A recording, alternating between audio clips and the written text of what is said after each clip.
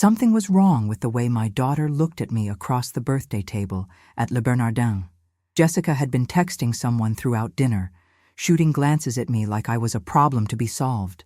At 71, I've learned to trust my instincts, and every instinct was screaming danger. "Mom, we need to talk about the company," Jessica said, setting down her phone with that practiced smile she used in board meetings. Around us, Manhattan's elite continued their conversations, the soft murmur of wealth and power filling the exclusive restaurant. On my birthday? I raised an eyebrow, taking a sip of the Dom Perignon she'd ordered. Can't business wait one evening? Actually, that's what I wanted to discuss. Jessica leaned forward, her voice taking on that tone she used when she thought she was being clever. "I've been thinking about your retirement plans." My retirement plans. I'd built Chen Cosmetics from nothing 43 years ago, turned it into a $50 million empire, and my 38-year-old daughter was talking about my retirement plans. "I haven't mentioned any retirement plans," I said carefully. "Well, that's the problem." Jessica's smile grew wider, and I noticed her husband, David, nodding encouragingly from beside her. "You're 71, Mom. Don't you think it's time to step back and let the younger generation take over?" The younger generation. As if running a company was like passing down a family recipe instead of a complex business requiring decades of experience and carefully built relationships. "I see." I set down my champagne glass, my mind already working. "And you've discussed this with the board?" "We've had some preliminary conversations," Jessica said, which told me everything I needed to know.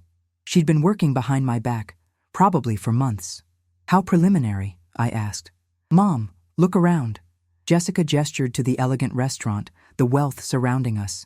"You should be enjoying your golden years, not stressing about quarterly reports and product launches. You've earned your rest." Earned my rest. The patronizing tone was barely concealed now. My own daughter, talking to me like I was some elderly relic who couldn't handle basic business decisions. "You know what would make me really happy?" Jessica continued, her voice getting louder. Other diners were beginning to notice our conversation. "What would be the perfect birthday gift?" I waited, though I suspected I already knew where this was going. "If you could finally let go, step away from the company completely, maybe travel, take up hobbies, enjoy life." Jessica's smile was radiant now, the smile of someone who thought she was about to get everything she wanted. "Honestly, Mom, the best gift you could give me, give all of us, would be if you just left our lives to us. Let us handle everything from now on." Left their lives. My own daughter, asking me to disappear from the company I built, the family I raised, the life I created. The silence at our table stretched for several seconds. Around us, the restaurant continued its elegant dance of wealth and power, but at our table, everything had stopped. I smiled back at my daughter, the same practiced smile she'd just given me. "What an interesting birthday wish," I said quietly. "Let me think about that." But I wasn't thinking about stepping away. I was thinking about something entirely different, something Jessica would never see coming. Because at 71, I had learned many things, but the most important lesson was this: when someone shows you who they really are, believe them the first time. And my daughter had just shown me exactly who she was. The next morning, I sat in my corner office on the 42nd floor of our Manhattan headquarters, staring at my laptop screen with growing disbelief. 24 hours of discreet investigation had revealed a web of betrayal that went far deeper than Jessica's birthday announcement. "Mrs. Chen?" My assistant Maria knocked softly on the door. "The quarterly board meeting is in an hour." "Cancel it," I said, without looking up from my screen. "Cancel the board meeting?" Maria's voice carried surprise. I'd never canceled a board meeting in 43 years. "Reschedule for next week. Tell them I'm conducting a comprehensive review of company operations." After Maria left, I returned to my investigation. The first red flag had been Jessica's confident mention of preliminary conversations with the board. As CEO and majority shareholder, any legitimate discussions about leadership changes should have included me from the beginning. So I'd spent the morning using every digital tool at my disposal, something Jessica clearly hadn't expected from her elderly mother. Banking apps, corporate dashboards, email monitoring systems I'd quietly installed months ago when I first sensed something was wrong. What I found was devastating. Jessica had been meeting with board members individually for 6 weeks, presenting them with a carefully crafted narrative about my declining capabilities and confusion about modern business practices. She'd shared doctored emails where my responses were taken out of context to make me appear scattered or out of touch. But that wasn't the worst part. The worst part was the legal documents I discovered in the shared company drives. Papers Jessica had been preparing with our corporate attorney. Papers that would declare me mentally incompetent to continue as CEO, transferring all decision-making authority to her as my caregiver. My own daughter wasn't just planning a corporate coup. She was planning to have me declared mentally unfit. I scrolled through more files, my anger growing with each discovery. Financial projections that painted the company as struggling under my leadership. Projections that were completely fabricated. Market research that suggested our brand was aging out with younger consumers. Research that contradicted every actual sales report. She'd even prepared press releases announcing my voluntary retirement due to health concerns.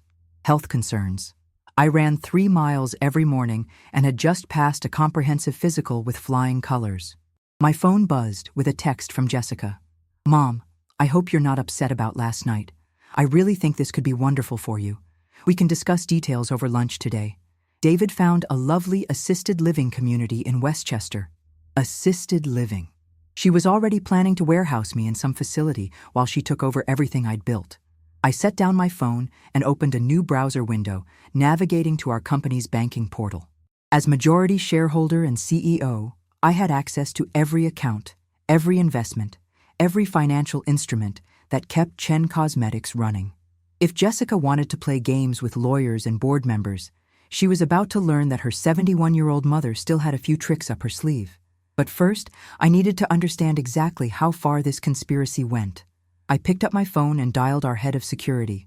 "Robert, it's Dorothy. I need you to run a discreet background check on some financial transactions." And Robert?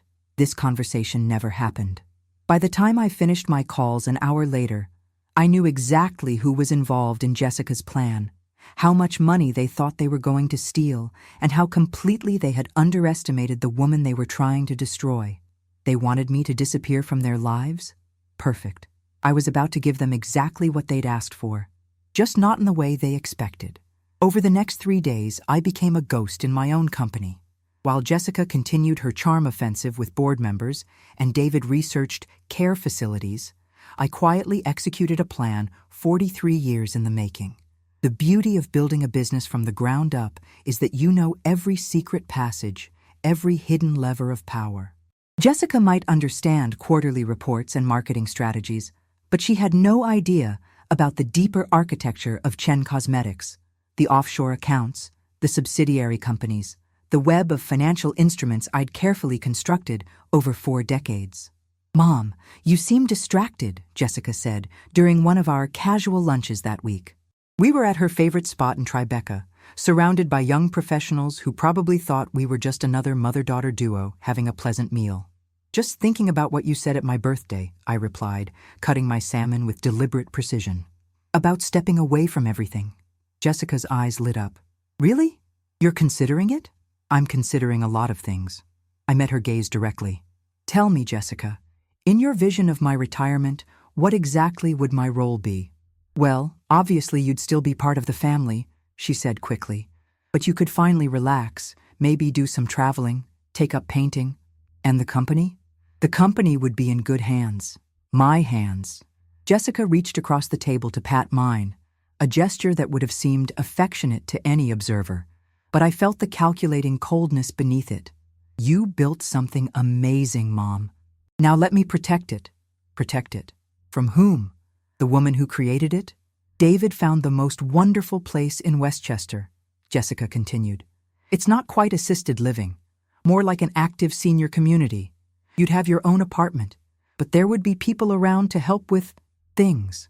Things like managing my own finances, making my own decisions, living my own life." "It sounds lovely," I said, and watched Jessica's smile grow triumphant. That afternoon, I made the final preparations. First, I transferred all critical company assets to accounts Jessica didn't know existed. 43 years of careful financial planning meant I had legitimate business structures in place that could operate independently of our main corporate accounts. Subsidiaries in Delaware, holding companies in Nevada, investment accounts in Switzerland that I'd established back when building international business relationships required more creative financial arrangements. Everything perfectly legal, perfectly documented, and completely invisible to someone who thought they knew how our business worked. Second, I activated the succession plan I'd actually created years ago. Not the fake documents Jessica was preparing, but the real ones, filed with our attorneys and the SEC.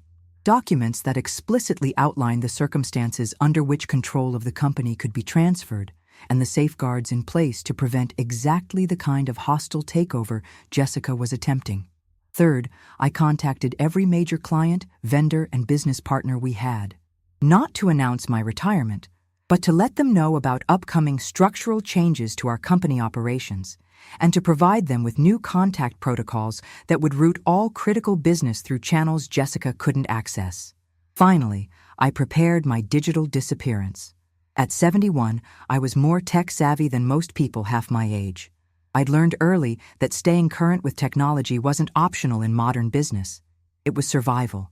So I knew how to disappear from all the systems Jessica would expect to find me in, while maintaining access to everything I needed to monitor the situation. By Friday evening, I was ready. Jessica thought she was planning my forced retirement. What she'd actually done was hand me the perfect opportunity to teach her the most expensive lesson of her life. Saturday morning, I would vanish completely, and by the time Jessica realized what had happened, it would be far too late to stop me. Saturday morning at 6 a.m., I began my disappearance. The first step was the easiest. I simply didn't show up to any of the places Jessica expected to find me. No morning run in Central Park, no weekend brunch at our usual spot, no answer when she inevitably called my apartment. By 8 a.m., my phone was buzzing constantly.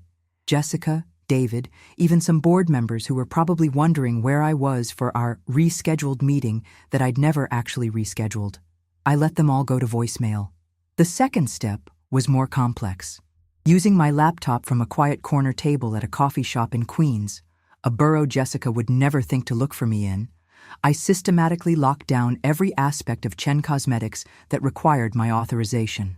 Banking transfers, frozen pending my personal approval, major vendor payments, suspended until further notice, new product launches, delayed indefinitely, marketing campaigns, budget allocations paused. I wasn't destroying the company. I was simply making it impossible for anyone to operate it without me. Every critical business function required my digital signature, my access codes, my personal authorization. And as of Saturday morning, I was no longer providing any of those things. The third step was the most satisfying. I changed every password, updated every security protocol, and activated two-factor authentication on all company accounts using a new phone number Jessica didn't have. Then I sent a single email to our head of security and our corporate attorney. Effective immediately, I am taking a personal leave of absence for an undetermined period. All business operations requiring CEO approval are suspended pending my return. No exceptions, no emergency overrides, no board authorizations. Anyone attempting to access company resources without my explicit permission should be treated as a security threat. By noon, my phone had stopped ringing. Either they'd given up trying to reach me, or they'd realized something much bigger was happening. I was betting on the latter. From my coffee shop in Queens, I opened our company's banking portal one more time. Every account showed the same status. Access restricted, CEO authorization required. $50 million in company assets, and not a penny of it accessible without my permission. I closed the laptop and smiled. The fourth step was personal.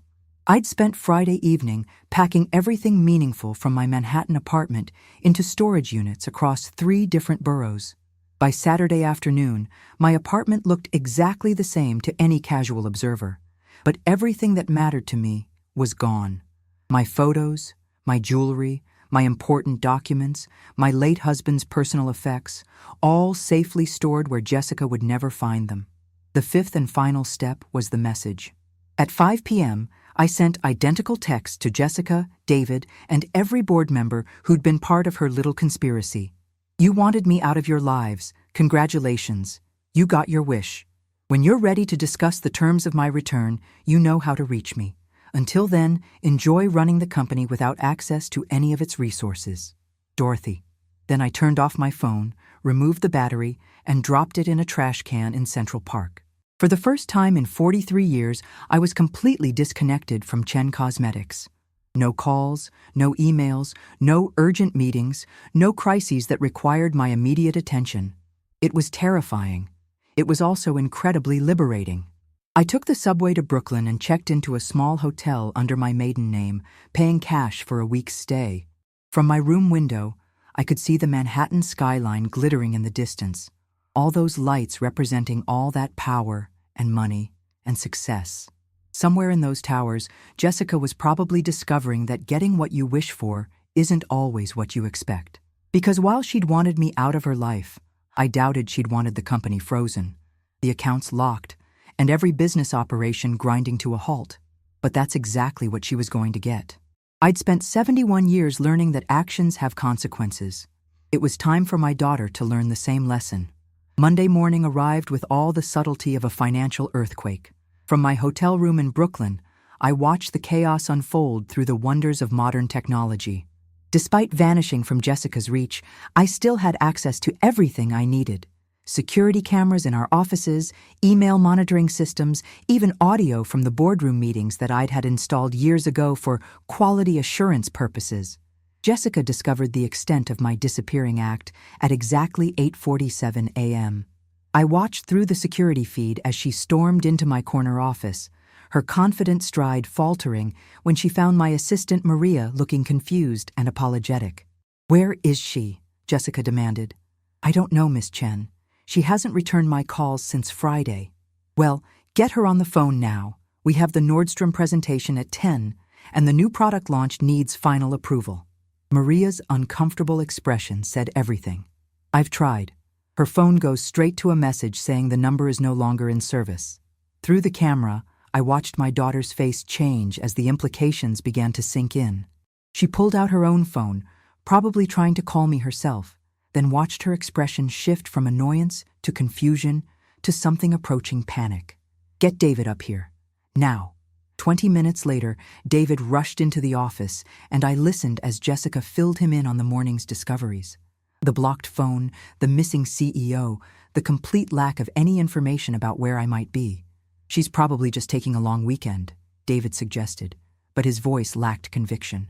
"Try accessing the company accounts," Jessica ordered. I watched David open his laptop, his fingers moving confidently across the keyboard. Then I watched his confidence evaporate. "I can't get in," he said slowly. "What do you mean you can't get in?" "The system is asking for CEO authorization. It's locked." Jessica grabbed the laptop, her own fingers flying across the keys. "But technology doesn't care about your frustration level." The accounts remained firmly locked. "Call the bank," she snapped. I listened as David made the call, his voice becoming increasingly strained as he spoke with our account manager. When he hung up, his face was pale. "They say all account access has been restricted pending personal authorization from the CEO. They can't override it." "She can't do this," Jessica said, but her voice had lost its earlier certainty. "Actually," David said quietly, "she can. She's still the CEO and majority shareholder." By noon, the full scope of the crisis was becoming clear. The Nordstrom presentation had been canceled when no one could access the product specifications or marketing materials. 3 major vendor payments were overdue because no one could authorize the transfers. The new advertising campaign was on hold because the marketing budget was frozen. I watched through the cameras as Jessica called an emergency board meeting, gathering all the conspirators who'd been so eager to discuss my retirement just a week earlier. "We need to find her," Jessica announced to the room full of uncomfortable-looking executives. "Have you tried calling the police?" suggested board member Richard Walsh, one of the first to support Jessica's takeover plans. "And tell them what? That my mother disappeared and took the company passwords with her?" Jessica's voice was rising. "She hasn't committed any crime. She owns this company." "What about the documents?" asked another board member. "The competency evaluation?"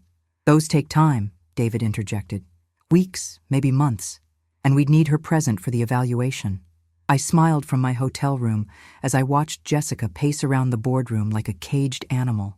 All her careful planning, all her manipulation and scheming, and she'd never considered the one scenario that was now playing out, that I might simply choose not to participate in her hostile takeover. "Ma'am?" A knock on my hotel room door interrupted my entertainment. I opened it to find a young delivery person holding a massive floral arrangement. "Dorothy Chen?" I smiled and accepted the flowers, reading the card that came with them. "Congratulations on your retirement. Hope you're enjoying your golden years. Love, Jessica and David."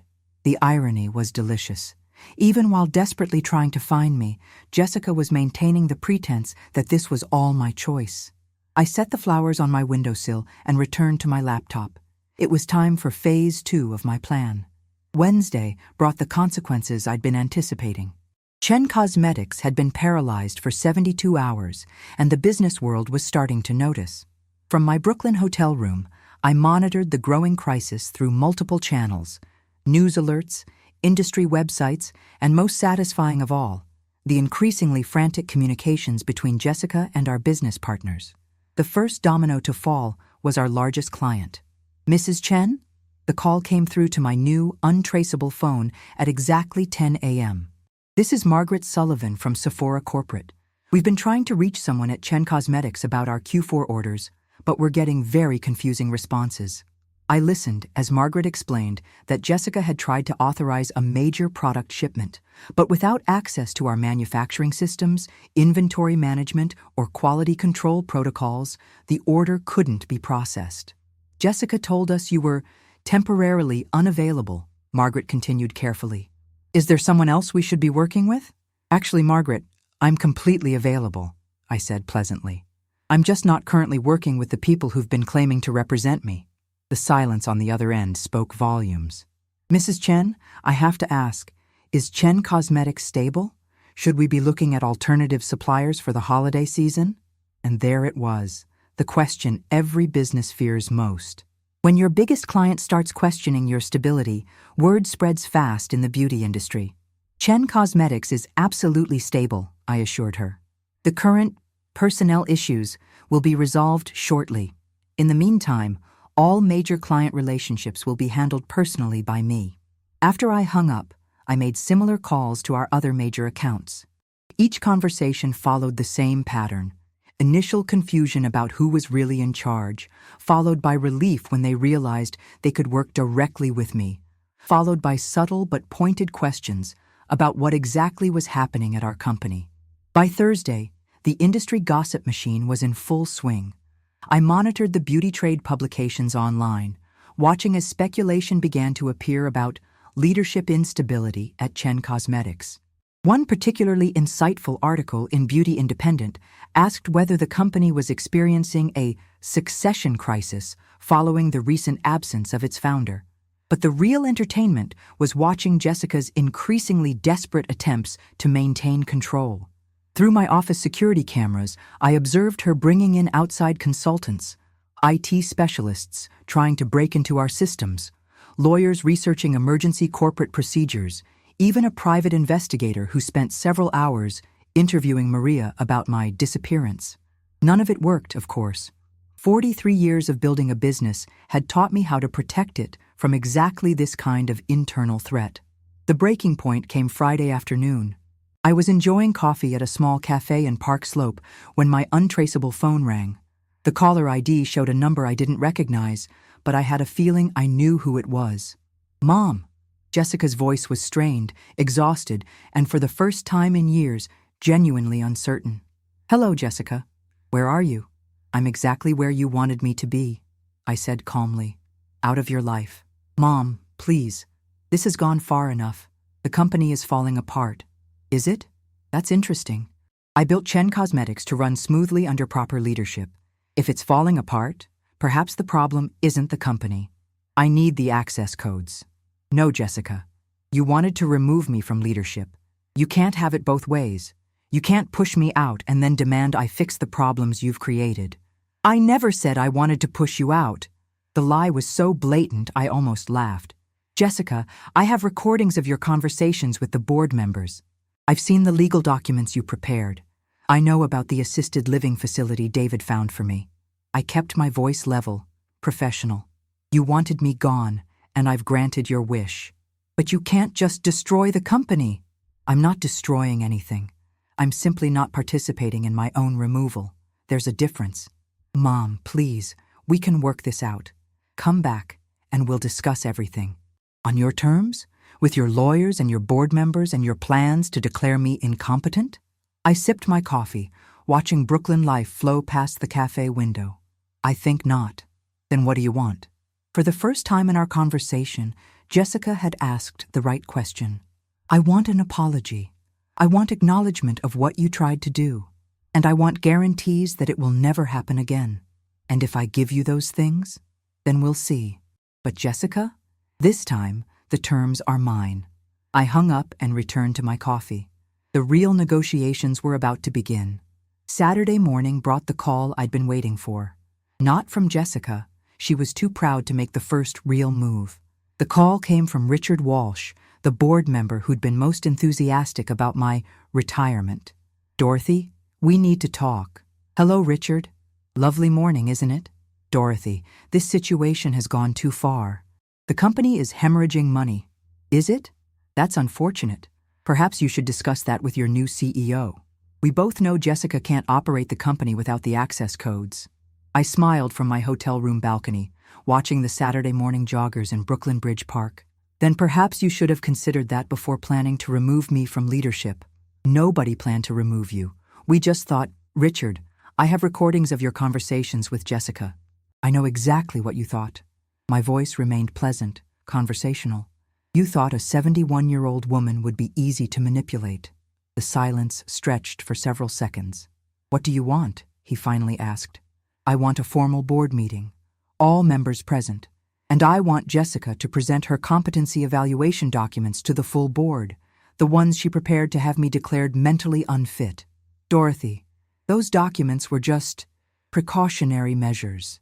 Excellent. Then she'll have no problem explaining them to everyone. And if we agree to this meeting, then I'll consider returning to active leadership, under certain conditions. What conditions? You'll find out at the meeting, Richard. Monday morning, 9 a.m. sharp. And Richard, anyone who doesn't attend will be removed from the board permanently. I hung up and immediately made another call to our corporate attorney, James Morrison. James, it's Dorothy Chen. I need you to prepare some documents for Monday's board meeting. Mrs. Chen, we've been trying to reach you all week. Jessica said you were taking a leave of absence. Jessica said many things. Most of them were lies. Can you meet me this afternoon to discuss board restructuring? Board restructuring? I'm making some changes to company leadership. Significant changes. That afternoon, I met James at his law office in Midtown. For 2 hours, we reviewed corporate bylaws, shareholder agreements, and the documentation of Jessica's attempted coup. This is quite serious, James said, studying the evidence I'd compiled. If these recordings are accurate, several board members could face legal consequences for attempted corporate fraud. I'm not interested in prosecuting anyone, I said. I'm interested in making sure this never happens again. What did you have in mind?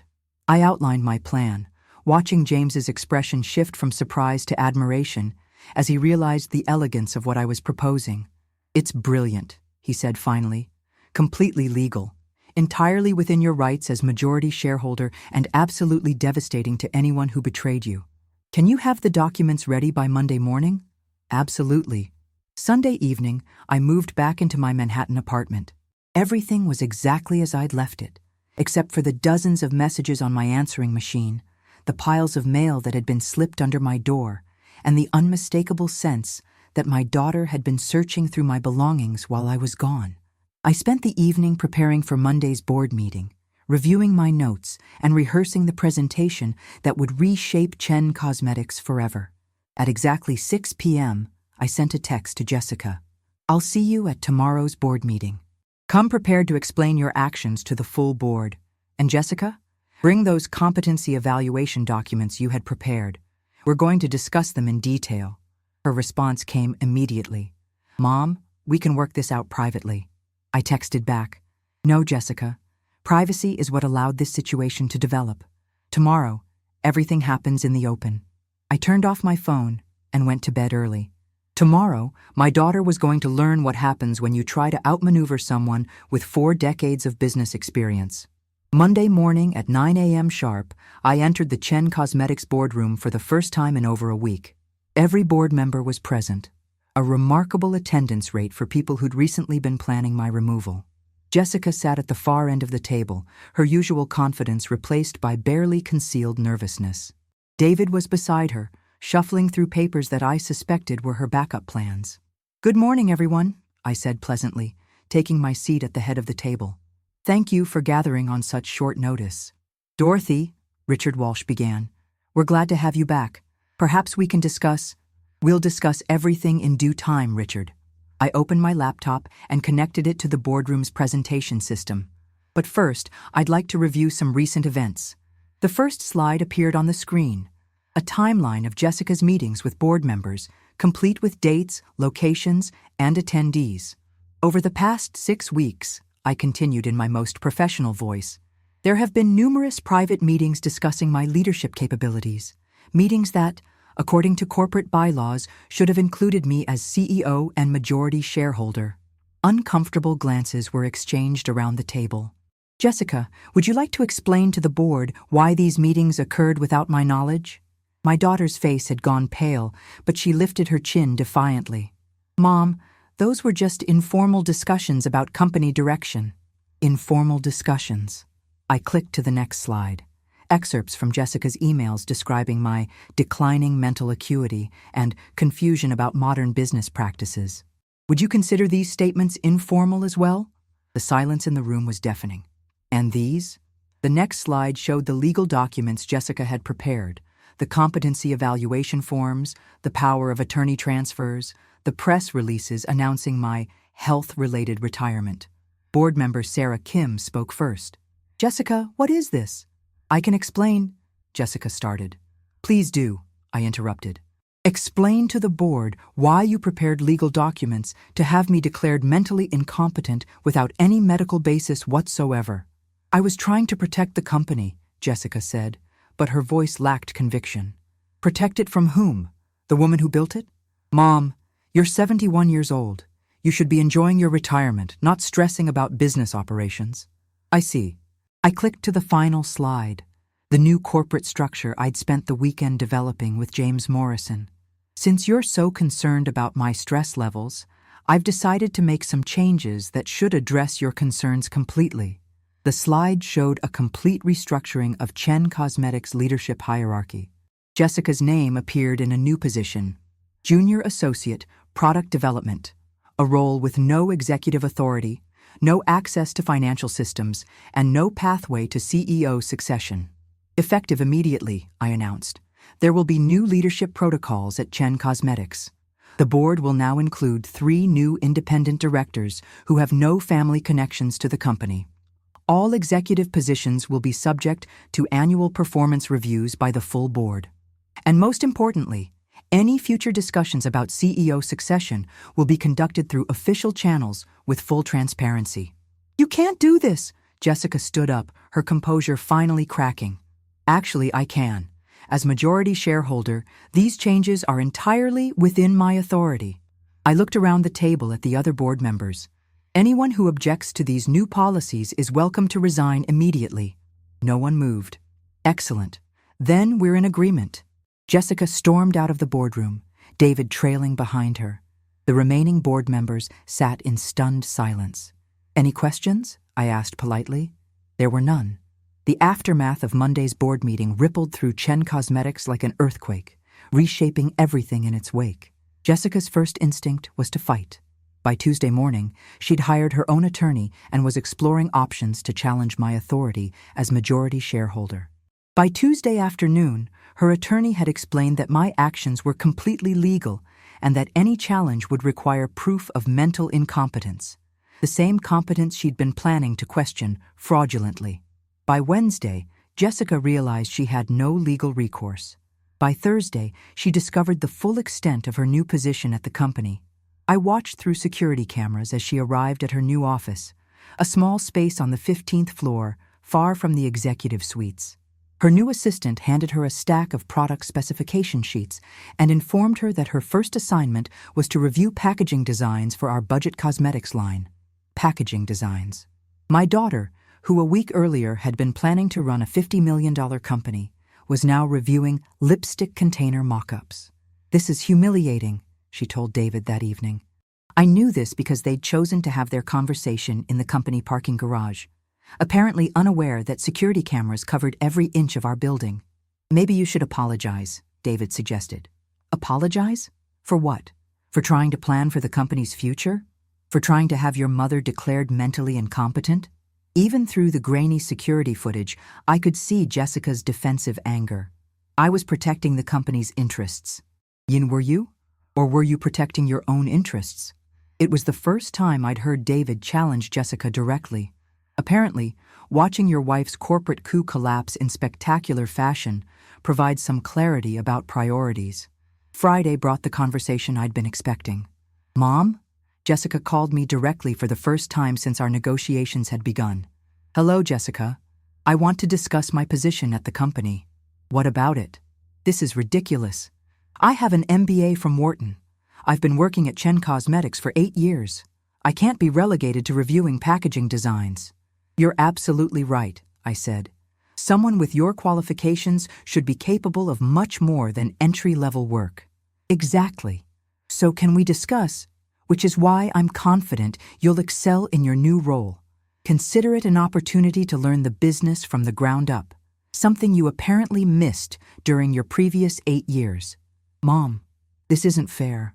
"Fairness is an interesting concept, Jessica. Was it fair when you planned to have me declared mentally incompetent?